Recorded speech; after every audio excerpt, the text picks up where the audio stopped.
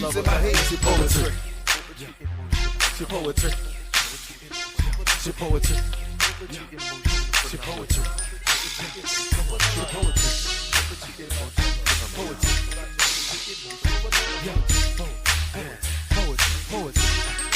Poetry. When I first saw you, I knew that you were the one. The first time I called you, I knew that we would have big fun. I wanna give you all my love, all my time, all my heart, all my soul. Girl, you ready? Let's go, let's roll. Girl, you ready? Let's go, let's roll. Them boys, they love you, but all they really see is your dog. Come on, someone to bust your baby. Now is that really what you want, or would you rather have a man who's really got a plan, who never ever ever had to front? He never ever ever had to front. Oh no, he never ever ever had to front. Poetry. She poetry. She poetry. She poetry. She poetry. That's right. Some of that shit you just can't fuck with. The dog pound flavor for the 9 fever. Know what I'm saying? Miss Olay in the house. That's right. Set it off. Young Dad struck a match and the match went out, but it wasn't no more lights in the house. Check it out. Speaking of house, let's play a game of it. Are you with it? I go get it. I bet you love it, baby. I play the daddy and you can play the mama, so we can get down upon the living room floor. Are you with it? I promise I won't kill it. Put a cat on the loose. What should I do? Should I kill it? Yeah. See, back in the day when we used to play, you wanted to be with me. That's right. And now that is so right and natural. Want that man that I can see. I'm sticking in my background, picking up a hole for you to make your move. But no longer will I be your ego. Let's play high. Welcome back to the show. Tribute Tuesday. Once again, the number to the show is 404-382-0338. You can also email me at doug@thedugstewartshow.com. So there were a couple things that were hot and heavy yesterday on social media. The one thing, which we'll touch upon a little bit later, is R. Kelly being a slave master.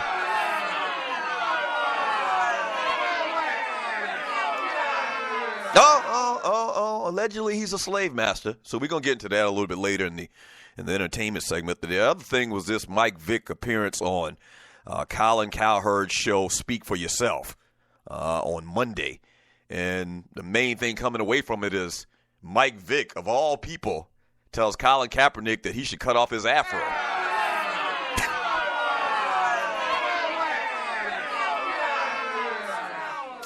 Yeah, here's a quote from Mike Vick on Speak for Yourself. By the way, Jason Whitlock is on that show, so that's all you really need to know.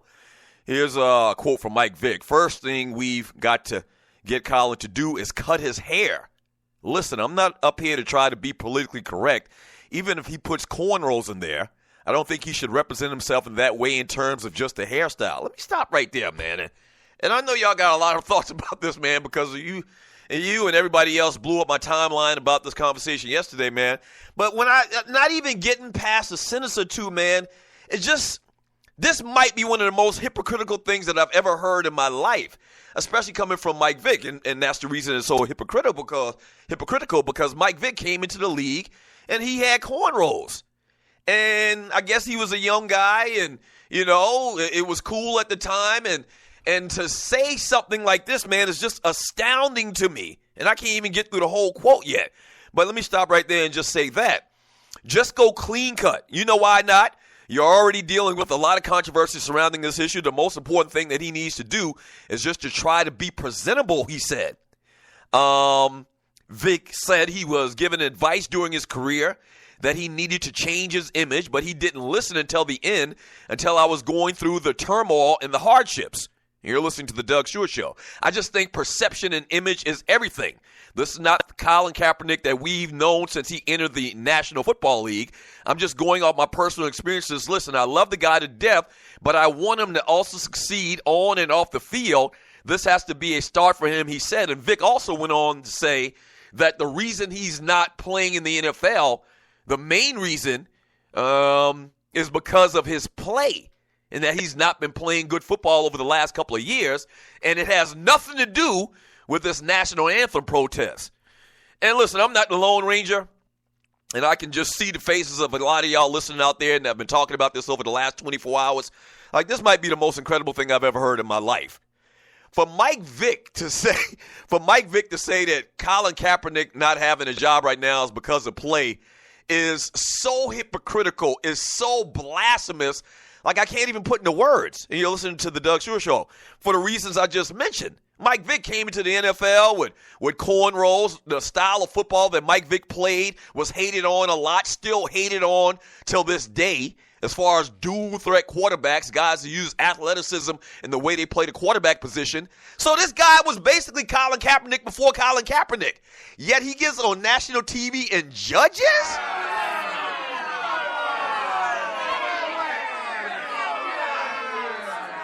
I tell a story all the time, man, and you're listening to the Doug Stewart Show. I absolutely love the Mike Vick era here in Atlanta, and I don't think you can find too many people in this city that won't agree. And if you're new to the show is based here in ATL. I absolutely love that era. As far as my 22 years being in this city, the Mike Vick era, as far as the Atlanta Falcons, man, was the most exciting by far. It's not even close. Even last year and the dynamic team that we had that went to the Super Bowl, as far as fun factor, as far as good times at the Georgia Dome, the tailgating and everything that went along with it, the highlights, you would go and you would see a highlight type play week in and week out when Vick was under center for the team. That being said, when Mike Vick got out of jail, and you're listening to the Doug Stewart Show, and everybody knows, and we're regarded, me and my brother were kind of regarded, inaccurately, I think, to a large degree, but we were kind of regarded as the Mike Vick supporters. And you're listening to the Doug Stewart Show. We were, for whether it's true or not, and I guess it is true to a degree, but not to the negative degree I think a lot of people try to paint. But we were painted as the Mike Vick supporters, okay? Everybody in this town on radio and TV absolutely crushed dude when he was in jail almost 3 years, or a little bit over 2 years. Everybody crushed him on radio. Every other radio station, every other radio show just always took the negative, narrative when it concerned Mike Vick. Not me and my brother. We tried to look at it objectively. What he did was wrong. But the number one thing that we always said, and I still believe till this day, I didn't believe he should have went to jail for that amount of time for what he did, based on there never being a precedence for it before. And I just thought that the time was too long. I thought he could have done more. He wasn't a threat to society, anything like that. And I still believe that. That being said, when everybody threw him under the bus and we didn't, the day this ninja got out of jail, I think he did an interview with a competitor that literally spit on his name for over 2 years. Yeah. Right. The guys, the radio show in this town, and I'll never forget it because it really hurt me. I got to be honest with you. It really hurt me. The particular guys in this city, the show that just destroyed him, and I'm sure word got back to him. I'm sure his people here in Atlanta, they knew.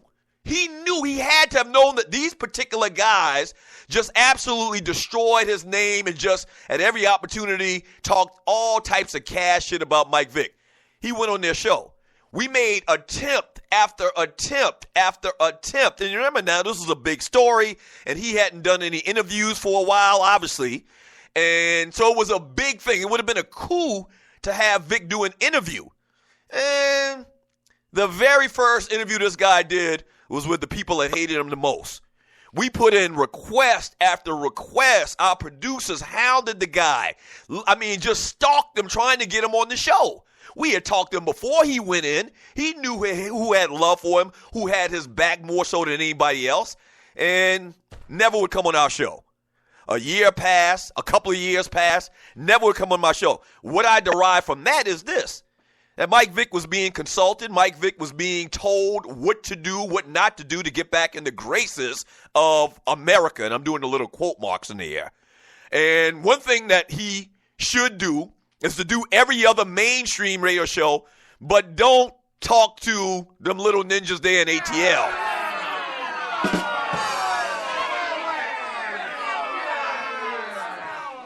Yeah. I think Vick is, once again, I think he's a fantastic player. I think he did a phenomenal job here in this city, all things considered. I think Vick is weak-minded. I think he's weak-minded. You know, if you sign a $100 million deal, but you still, you know, associate yourself and fund a dog-fighting operation, you're weak-minded. If dudes talk about you for years like a dog, no pun intended, and you get out and you kiss up to them, you're weak-minded.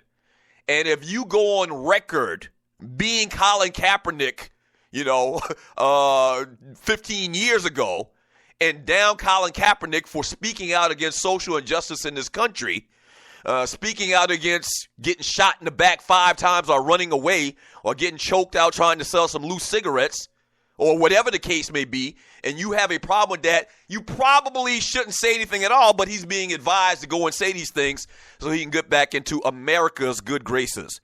And it's shameful. I mean, it's shameful, man, and whether there's even some truth, and there might even be some truth to this or whatever about being clean cut. I've always been, I guess you would call clean cut. That's fine. But coming from Mike Vick is very hypocritical in the fact that, once again, he came into the league with these cornrows. He came to the league wearing and having his own style and having a real, you know, swag about himself. And to say on record that this has nothing to do with his football or the way he plays football is an absolute lie. And everybody knows that's a lie. Like to say that sentence alone, you can get rid of everything else that he said yesterday in his interview. But to say out loud, based on what we know and everybody else who's been signed as far as the quarterback position, and to look at Colin Kaepernick and what he's done in the NFL, what he did last year statistically as well, even though they didn't win a lot of games, to say that the reason he doesn't have a job right now has nothing to do with his stance is a goddamn lie.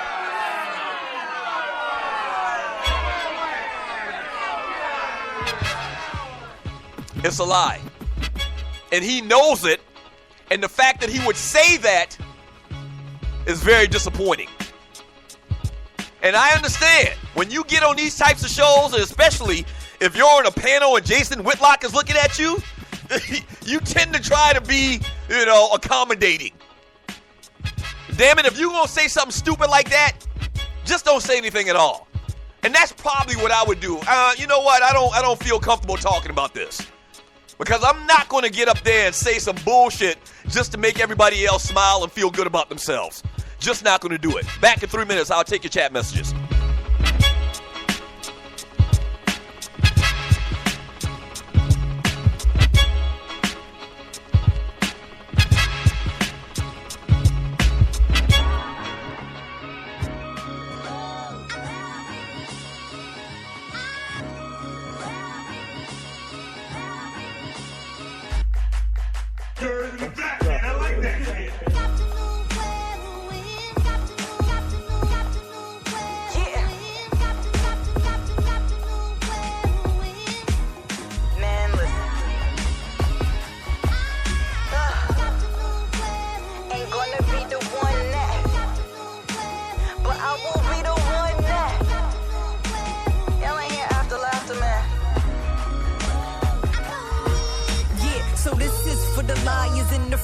Yeah, the cry is when they busted. Save your teardrops, it ain't nothing, you ain't real. You came for the wrong one, it was foolish. You too smart to be so stupid. Now I'm about to give you something you can feel. Thought that it was done, thought it was swept under the rug, thought it was love. But it's still here, what up, what's the deal? See, never crossing artists, we the hardest flow, heartless, and we put it all on blast in ways that others can't steal. What's real? A queen that be down for whatever, what's not. Clown ninjas who think they so clever, what's real? A king that'll rap for his queen, what it ain't is a broad that always gotta be seen. What I mean is, if you got something real, better act right. Build an empire, get your stacks right. Got my facts right. Now the truth got you living in fear. I thought I warned you, after laughter comes tears. You should've known. Yeah, you should've known better. Yeah, you're dealing with the real one. You should've known better.